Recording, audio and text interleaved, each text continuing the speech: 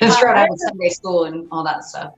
I have a question from the chat. My good friend Mr. Bear wants to know if anybody considers themselves an anti-theist, and at what level. If you want to explain, go ahead, Aaron. Yeah, I know that no God exists. I know that specifically the Bible God doesn't exist to the same degree and for the same reasons that I know that no leprechauns exist.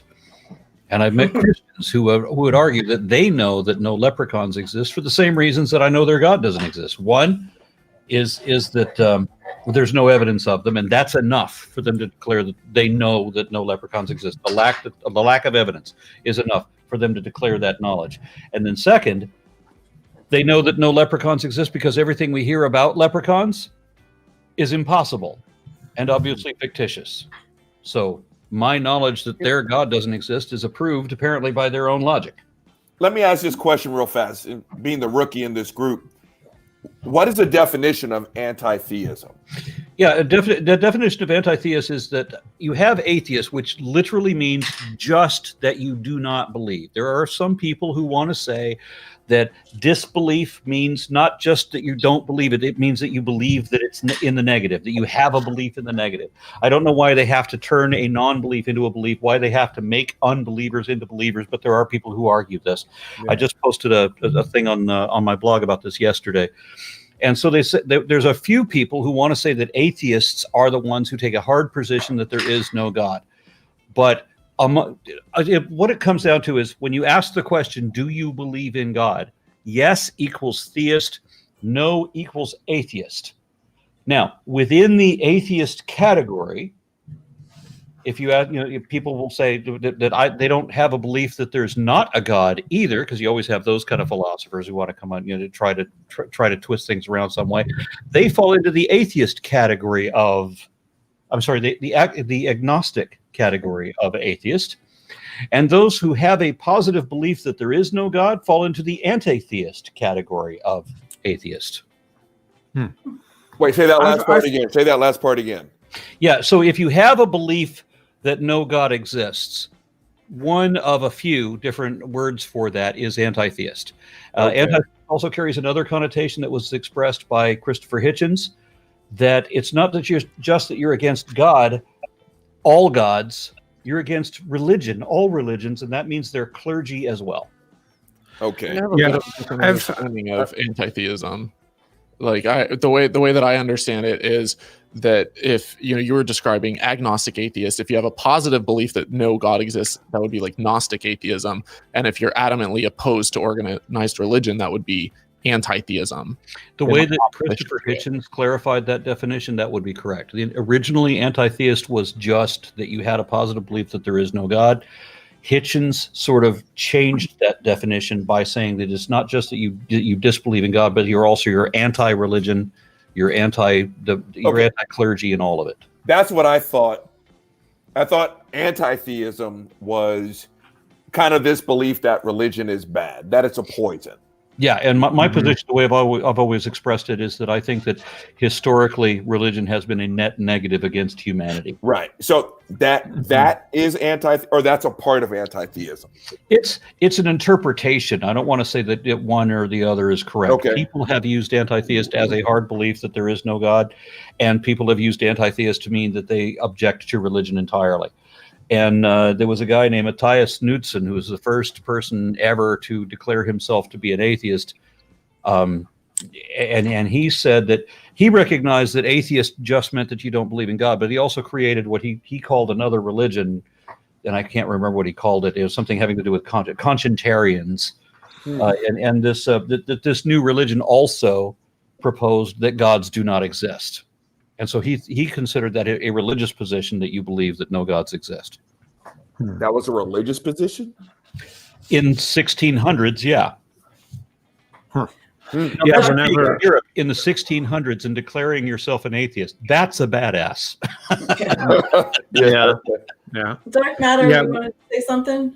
Oh, I was just going to say, anytime I've been called an anti-theist, it was because I actively speak out against religion, and the times I've argued about it, it was with people who It's because I think that religion is a net negative, that the world would be better off without it, and that is where the argument stems from, and why I've been called an anti-theist.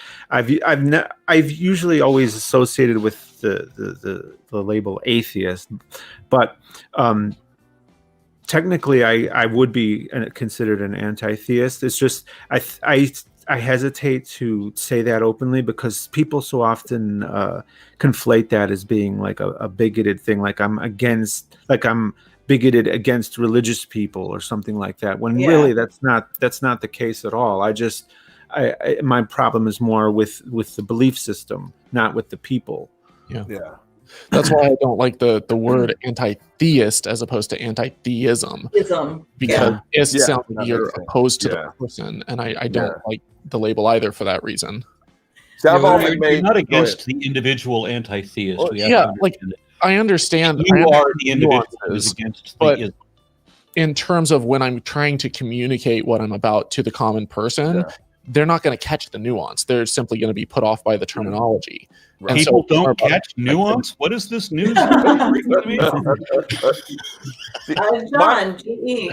My argument always. What's that? I have a question, actually.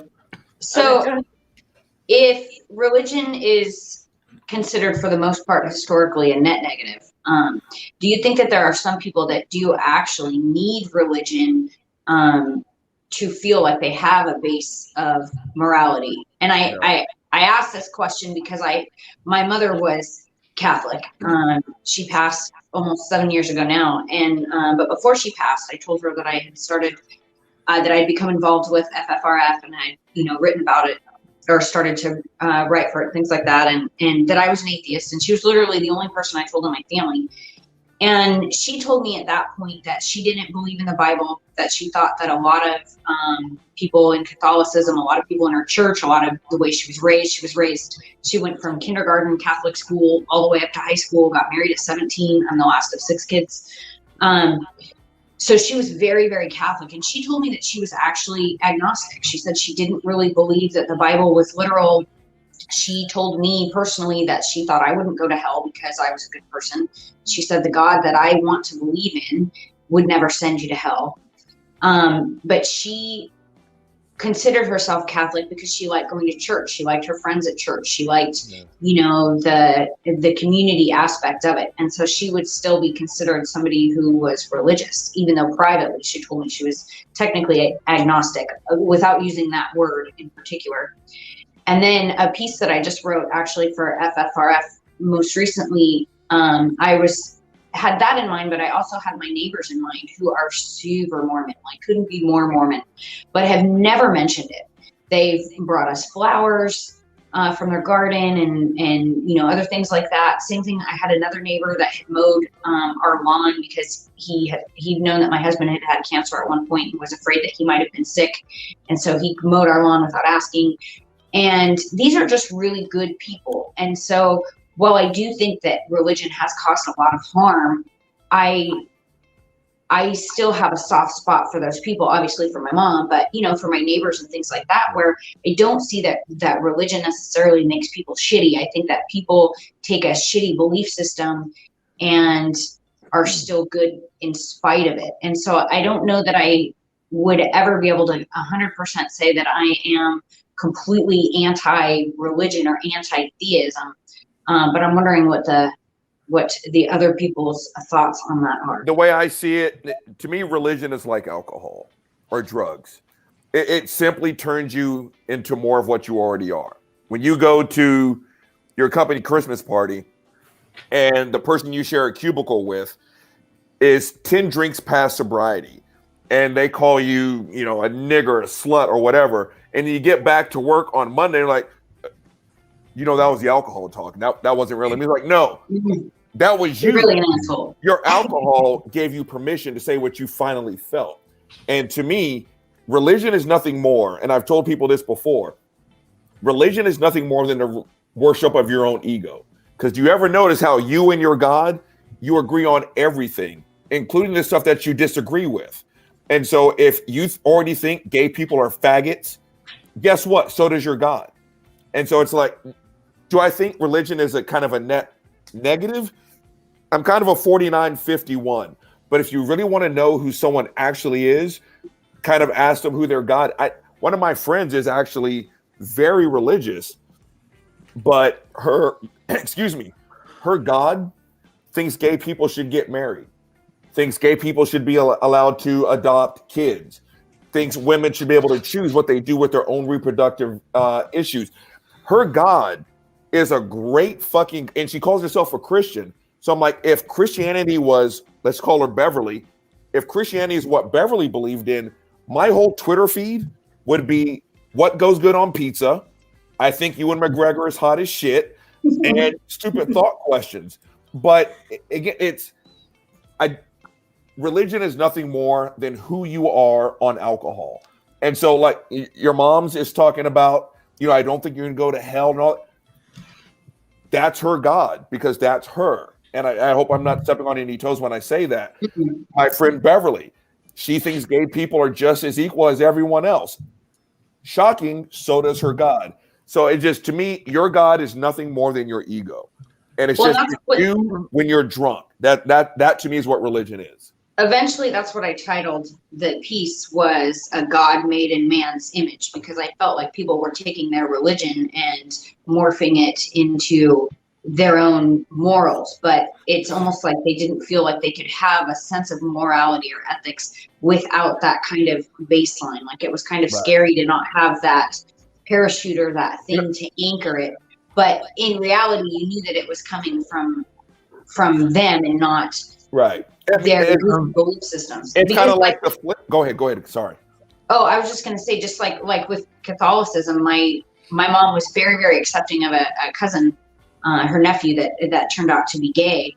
And, obviously that wasn't very, a good portion of our family disowned him. Yeah. And another cousin of mine actually had to choose between the Catholic Church and his own gay son, and eventually chose his actually, not even eventually, fairly fast, he chose his own son.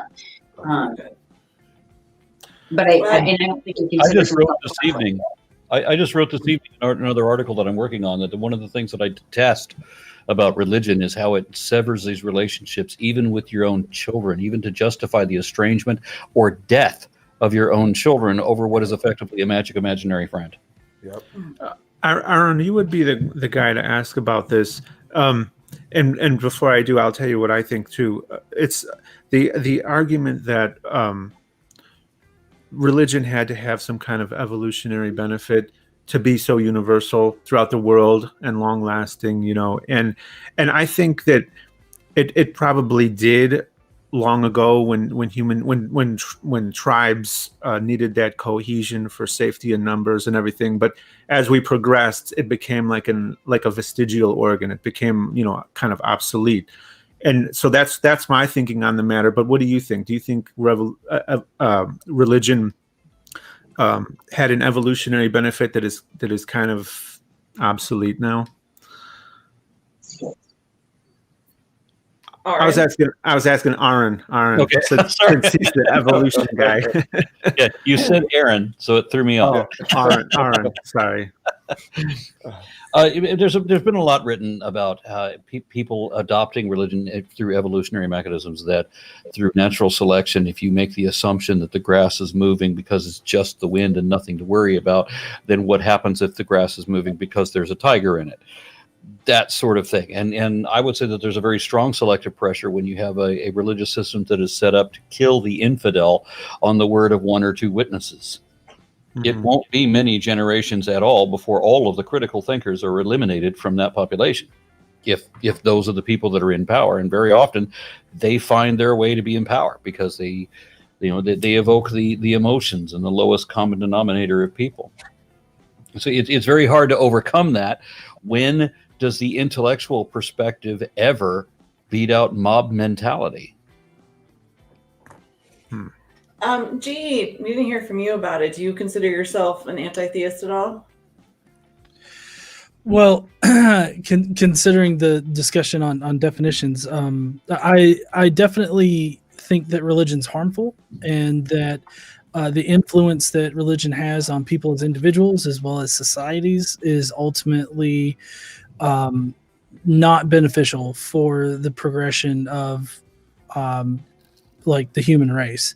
So however you want to label me as far as like anti-theist or whatever, those are the basic things that I really hold to. And that's why on my channel I try to advocate for people to critically think about, you know, things that they're told in their sermons and in the Bible and just anywhere, that ultimately I feel like it's very dangerous thinking because it doesn't comport with reality, and that any way you split it, I think that results in bad things happening.